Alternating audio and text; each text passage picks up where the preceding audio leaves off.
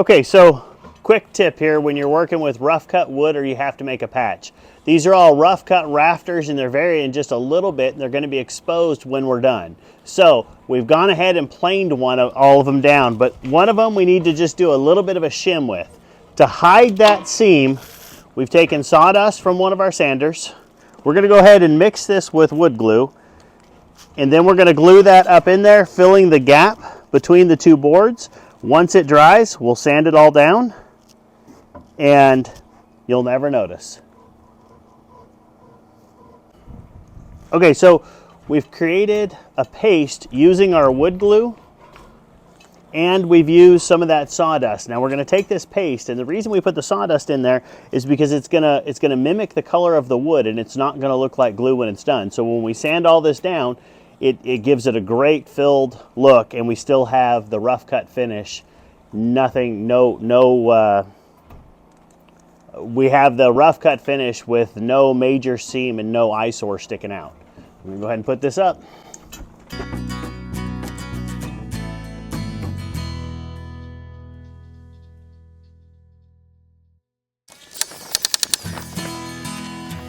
That'll work. So this wall, this front wall, we're doing it in 2x6, and it's a little bit of a challenging wall because we're going to have our two shed roofs that tie in on the side here, and then we're going to have it run up to a 10 and 12 gable, which will be the center here. In addition to that, this is going to be a covered porch that we want to be just a continuous flow from the inside to the outside on the shed roof and the eaves around the rest of the building. What makes this a little even more challenging is this wall is basically all windows. So we've got sliding glass doors, we've got 4 big windows that are going in here. So what we're going to wind up doing is building this wall in segments or in pieces. We've got a beam up here that we've got to catch to be able to carry the shed roof. So we're going to go ahead and build that out, get that supported up underneath here, and then we'll come back. One of the other parts about this when we build this wall in segments is ultimately I don't want to build one short wall and then do a gable wall on top of that. And the reason I don't want to do that is because where those boards come together, it creates a hinge point. And so somebody slams the door, when there's activity in there, you'll get some movement in that wall.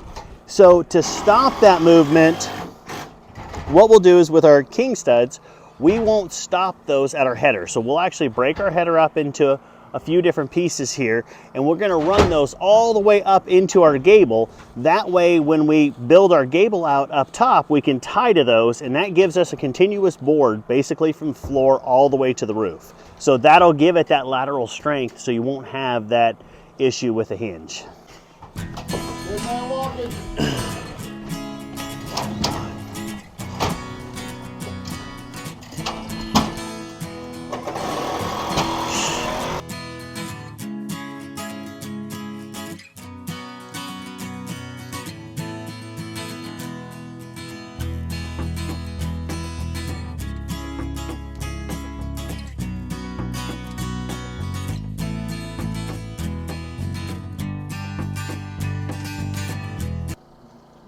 We're getting started on our ceiling here, and this is one of the coolest parts about builds like this. We actually got to have the trees dropped, and we didn't actually cut these ones down, but we took those trees that were harvested right here on the build site. We took them to our sawmill, we cut them, we had them kiln dried, and now we're coming back and we're actually going to build the ceiling, all of the posts. All of that is from the lumber that was harvested from this spot. So it really adds a cool factor. But some stuff that a lot of people don't get, I hear this a lot. Hey, we're going to get a sawmill and we're going to cut our own wood. There's a lot of challenges that come into that, and we'll show you as we're going through the ceiling. Even though we took those boards and we had them cut, and they were true dimension boards. So that means when we say 2x6 in that, it means it's actually 2 inches by 6 inches. Now that offers some challenges in itself, because if I want to nail 2 of them together and I'm using a normal nail gun, that only gives me less than 1 inch of contact in the nail from the other board. So now you're into a bigger nail gun, and we have one that's called Bertha, and it shoots these massive spikes. But really complicates the process, or can complicate the process. The other part of this that really makes it difficult when you're working with this, we cut all those logs and all of those boards were true to the exact same size within probably a 1/16 of an inch. They looked amazing. The problem is logs are all drying at a different rate. Some will have more moisture, some will have less. So when they come out of the kiln, they're no longer all a match. Sometimes you'll have as much as 1/4 of an inch of variation on those boards. And so this is why when you go buy lumber at Home Depot or Lowe's, they've actually run it through a 4-sided planer. That's how they get the consistency out of it. Well, when you're working with rough cut, because we want that look, we don't want it all smooth. Now we have to actually set our boards, cut everything, put all of our rafters up, but then we have to go across the top of those rafters before we put our ceiling in with a straight edge and a plane to work those down so everything looks flat and uniform. Because at the end product, all of these rafters that you see right here, none of that is actually structural for our build. This will get an entire roof system on top of this. This is 100% for the aesthetics, that for the inside of the building. So, you know, that variation of 1/8 of an inch or 1/4 of an inch from rafter to rafter really will make it look not good if you don't go back with a plane and hit it. So we'll get all those cleaned up, get everything looking good, and then we'll set tongue and groove across the top of that. So the whole shed roof sides of this will have a rough cut wood finish all the way around. So we have learned a valuable lesson in framing with these nails. These are 4-inch. It's pretty hard to tell the diameter on them, but they are big fat nails.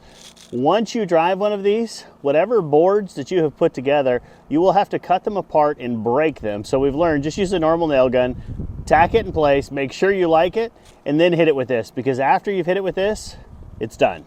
There is no more removing it. So you know that the nail guns are getting big and heavy. This is what shoots it. When you actually have a spot that you can do a chest sling to hold the thing, and you have a T-handle. So this is made by Boss Stitch. It's called Bertha, and this will drive up to 5-inch nails. And so this is for rough cut lumber when we're going to attach things that are 2 inches thick, that are true dimension.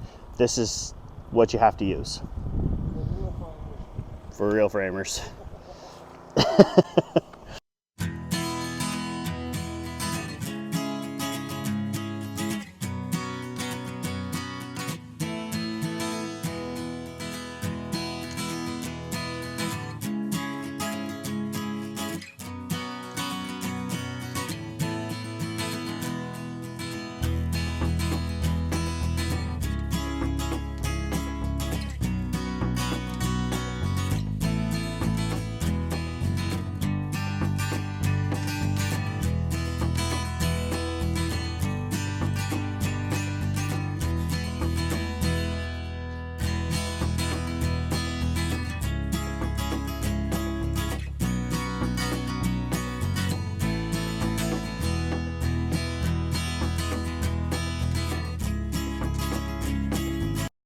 Okay, so a common issue is finding angle on what our roof is, or what the pitch of our rafters is going to be, or what angle we cut down here. Here's a quick tip to do it. We've got a chalk line.